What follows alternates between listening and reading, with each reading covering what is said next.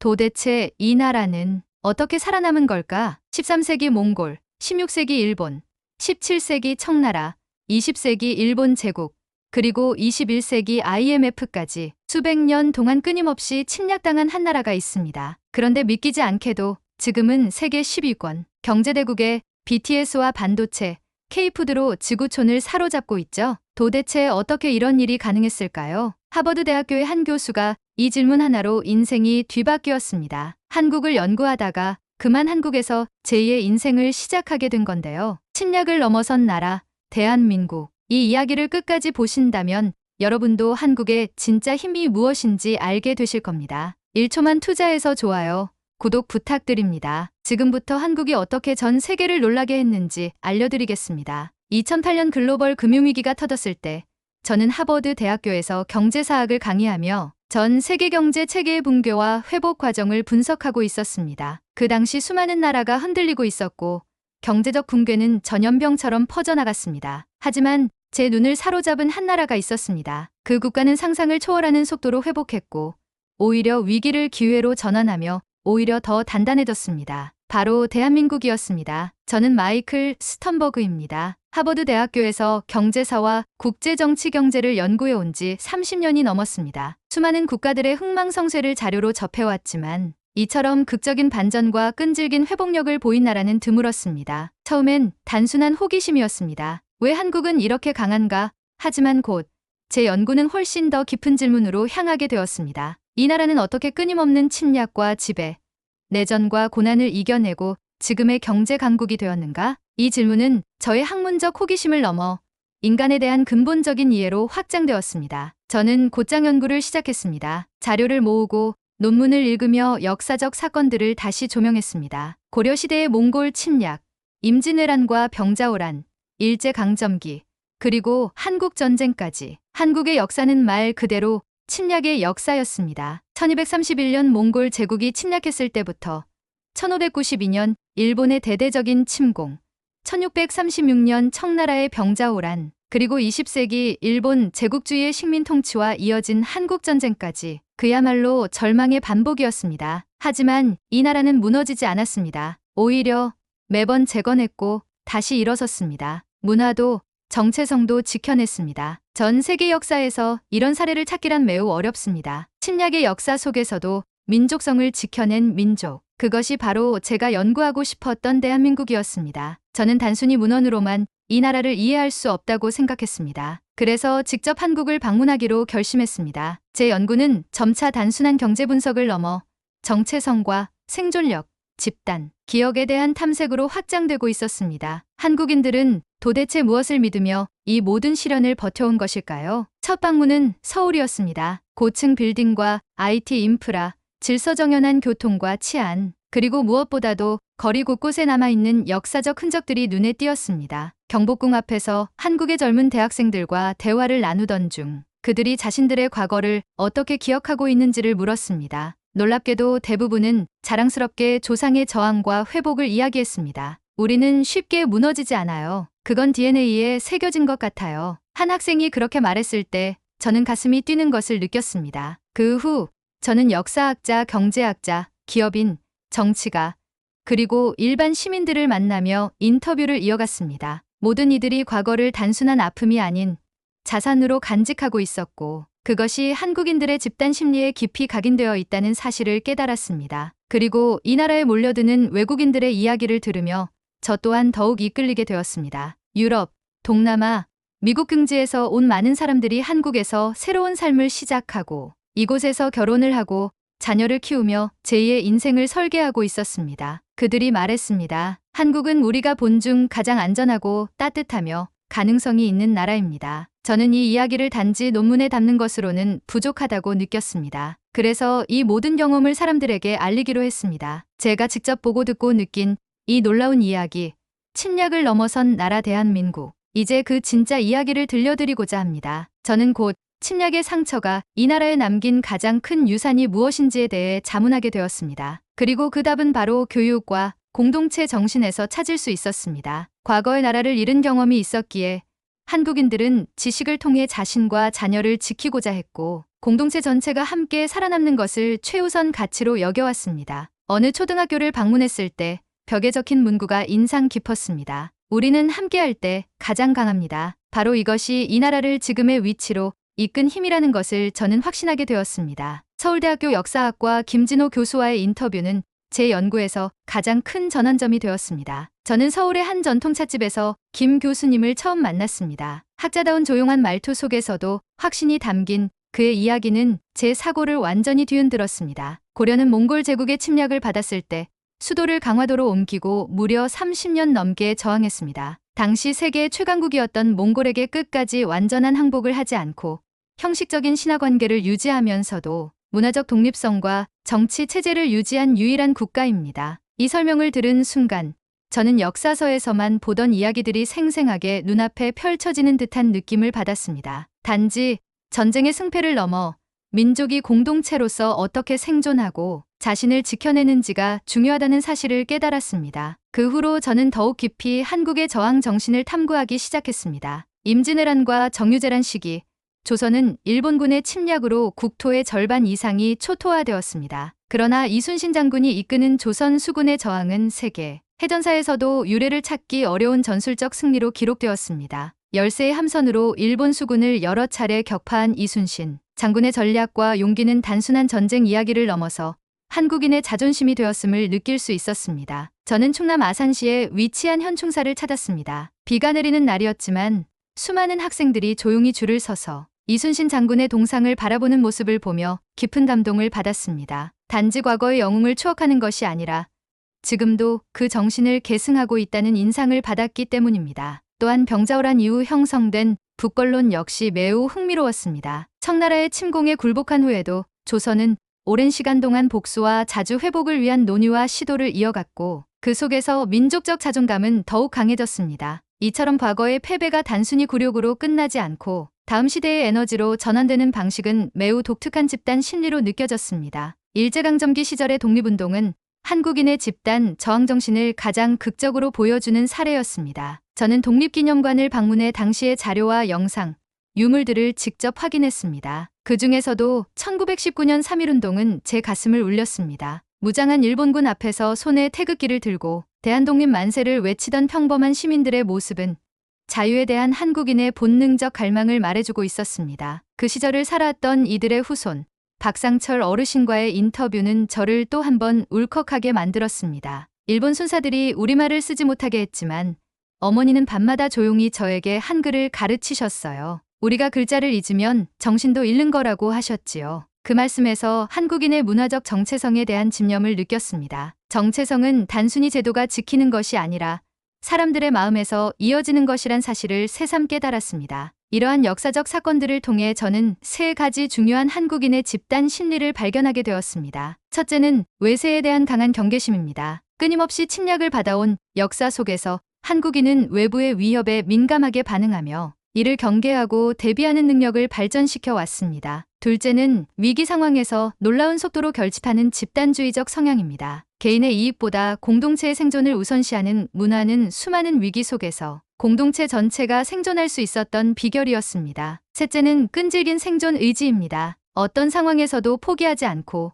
오히려 그 절망 속에서 희망의 씨앗을 찾으려는 자세는 한국인의 정체성을 구성하는 핵심 요소 중 하나였습니다. 그리고 흥미롭게도 이런 집단적 경험은 단순히 한국인들에게만 적용되는 것이 아니었습니다. 저는 외국인으로서 이 땅의 매력을 느끼고 이곳에서 새로운 삶을 시작한 이들의 이야기를 접하면서 이 저항정신이 문화적으로 전이되고 있다는 느낌을 받았습니다. 경기도 안산에서 만난 우즈베키스탄 출신의 무스타파 씨는 한국에서 결혼하고 자녀를 키우며 살고 있는 8년 차 이민자였습니다. 처음엔 언어도 문화도 너무 달랐지만 한국 사람들의 따뜻함과 정직함에 점점 익숙해졌어요. 특히 위기 상황에서 서로 도와주는 문화는 저희 나라에서는 보기 힘든 부분이었죠. 그의 말은 단순한 찬사가 아니었습니다. 외국인 이민자들이 한국을 단지 경제적 기회의 장소로만 보는 것이 아니라 삶의 가치를 발견하고 인생의 새로운 방향을 설계하는 곳으로 바라보고 있다는 사실은 한국 사회의 저력이기도 했습니다. 그리고 그때부터 저 역시 이 나라에서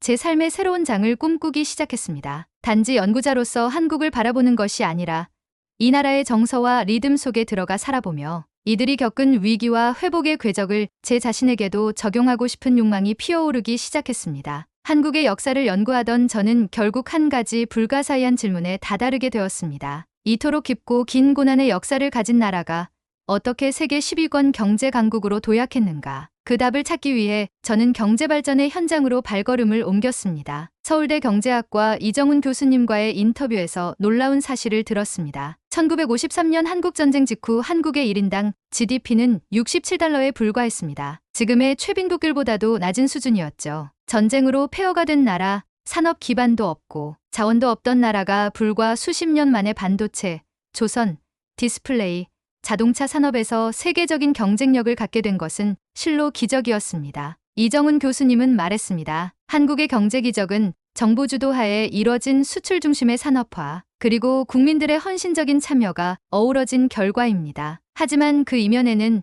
다시는 지지 않겠다는 역사적 집단 기억이 깊게 깔려 있죠. 저는 이어서 한국의 산업화를 대표하는 포항제철과 울산 현대자동차 공장, 판교의 IT 벤처 클러스터 등을 직접 방문했습니다. 현장의 분위기는 생존이 아니라 도전 그 자체였습니다. 기술자들의 눈빛에서, 사무실의 열정적인 젊은이들 속에서 한국 사회가 얼마나 앞만 보고 달려왔는지를 피부로 느낄 수 있었습니다. 그러나 진정한 놀라움은 한국의 변화가 단지 경제적 성장에 그치지 않았다는 점입니다. 2000년대 이후 한국은 빠르게 다문화 사회로 변모하고 있었습니다. 처음에는 산업연수생과 외국인 노동자들이 중심이었지만 지금은 결혼 이민자, 유학생, 전문직 종사자, 창업가 등 다양한 이들이 한국에 몰려들고 있었습니다. 저는 이 흐름이 단순한 이주가 아니라 선택이라는 점에서 매우 인상 깊었습니다. 부산의 한 IT 스타트업 사무실에서 만난 인도 출신 개발자 라제쉬는 이렇게 말했습니다. 처음엔 1년 계약직으로 왔는데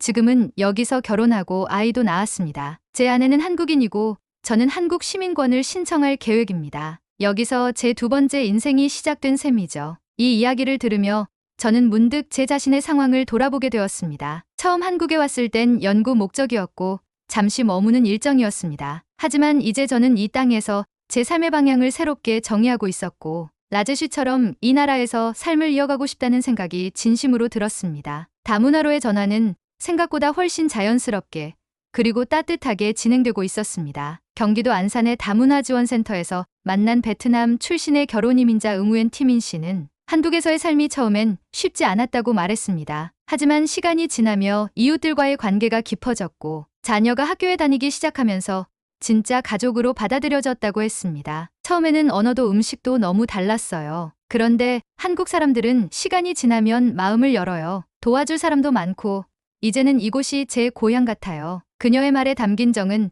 단순히 적응이 아닌 정착이었습니다. 한국 사회는 이제 더 이상 단일민족 국가로 머무르지 않고 있었습니다. 외국인 250만 명이 넘는 인구 속에서 다양한 언어, 문화, 종교가 공존하고 있었습니다. 그 과정에서 한국인 특유의 공동체 정신과 포용력이 빛을 발하고 있었습니다. 물론 갈등과 과도기도 존재했습니다. 하지만 제가 만난 많은 외국인들은 입을 모아 말했습니다. 한국은 변하고 있고 우리는 그 변화를 함께 만들어가고 있습니다. 서울의 한 예술학교에서 만난 프랑스 출신의 마리 씨는 한국에서 유학을 시작으로 현재는 한국인 배우자와 결혼의 문화예술 분야에서 일하고 있었습니다. 한국은 제게 무한한 영감을 주는 나라예요. 역동적이고 진심이 있고 무엇보다 함께 만든다는 감각이 있어요. 저는 이곳에서 제 인생의 방향을 다시 찾았어요. 그리고 어느 순간 저도 그들과 같은 감정을 공유하고 있었습니다. 처음에는 관찰자였던 제가 이제는 한국이라는 거대한 이야기에 참여하고 있다는 자각이 들었습니다. 이 나라는 더 이상 연구 대상이 아닌 제 삶의 일부가 되어가고 있었습니다. 저는 이 땅에서의 만남, 경험, 감동 하나하나가 저를 변화시키고 있다는 사실을 부정할 수 없었습니다. 외국인들이 한국에 몰려드는 이유는 단순한 경제적 이익 때문만이 아닙니다. 그것은 바로 기회와 공감, 그리고 가능성입니다. 이곳은 과거의 고통을 극복한 민족이 만든 놀라운 공간이며 그 경험이 이제는 전 세계 사람들에게 새로운 삶의 방향성을 제시하고 있는 것입니다. 한국에서의 마지막 인터뷰를 마치고 저는 서울 시내의 한 조용한 카페에 앉아 있었습니다. 창밖으로 보이는 한강의 잔잔한 물결을 바라보며 지난 몇 달간의 여정을 되돌아보았습니다. 역사학자, 경제 전문가, 평범한 시민. 그리고 다양한 국적의 이주자들과의 대화를 통해 저는 이제 단순히 데이터를 분석하던 연구자가 아닌 한국이라는 나라와 깊이 교감한 사람으로 변화해 있었습니다. 이제는 말할 수 있습니다. 한국은 단순한 성공 스토리를 넘어서 인류가 위기 앞에서 어떻게 자기를 극복하고 미래를 만들어갈 수 있는가를 보여주는 살아있는 교과서입니다. 제가 만난 한국인들은 자신들이 겪어온 시련을 절대로 잊지 않았습니다. 그들은 몽골의 침략, 임진왜란, 병자호란, 일제강점기, 한국전쟁, IMF 위기까지 수많은 외부 충격 속에서도 절망 대신 생존을 선택했고 적응을 넘어서 혁신을 실천했습니다. 그리고 이 모든 경험이 집단적 유전자처럼 녹아들어 지금의 한국 사회를 구성하고 있었습니다. 이제 한국은 OECD 회원국이자 G20의 일원이며 BTS와 블랙핑크, 오징어 게임과 기생충으로 대표되는 글로벌 문화 강국이 되었습니다. 더 이상 침략당하는 나라가 아니라 세계에 영향력을 미치는 주체로 우뚝 섰습니다. 과거 침략국이던 일본,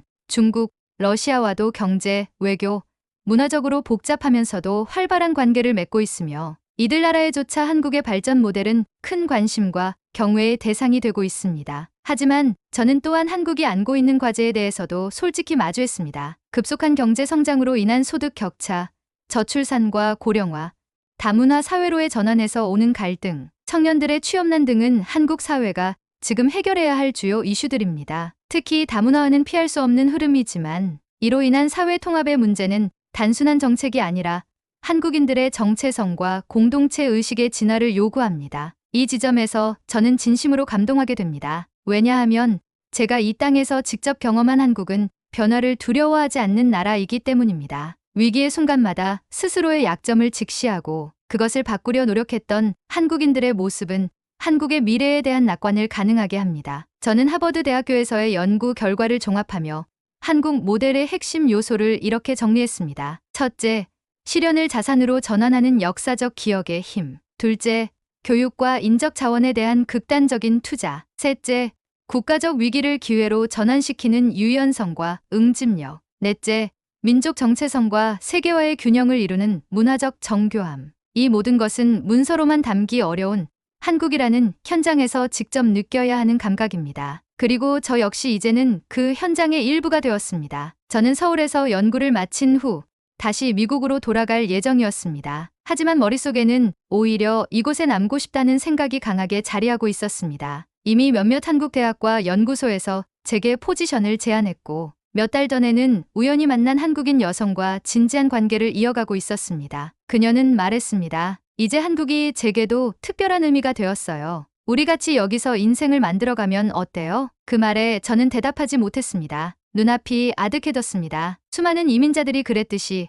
저 역시 이 땅에서 제 인생의 재도장을 열고 싶다는 진심이 올라왔기 때문입니다. 주한 미국 대사관에서 열린 마지막 강연에서 저는 제 이야기를 나누었습니다. 그리고 결론 부분에서 이렇게 말했습니다. 대한민국은 단순히 경제 성장에 성공한 나라가 아닙니다. 그것은 외세의 침략, 내부의 혼란, 수많은 위기를 이겨내고 고통을 자산으로 바꿔낸 민족의 집단적 지혜와 정신이 만든 기적입니다. 저는 이 땅에서 연구를 시작했지만 이제는 이곳에서 삶을 계속하고 싶습니다. 왜냐하면 이 나라가 보여준 회복력은 제게도 새로운 삶의 길을 제시했기 때문입니다. 강연이 끝난 후 한 청년이 손을 들어 질문했습니다. 교수님, 한국의 미래는 어떻게 될까요? 저는 미소를 지으며 이렇게 대답했습니다. 한국은 언제나 위기를 기회로 바꿔온 민족입니다. 침략을 견뎌낸 나라가 이제는 세상에 자신들의 이야기를 전하고 있습니다. 앞으로도 그들은 또 다른 도전을 맞이할 것입니다. 하지만 확신합니다. 한국은 또 한 번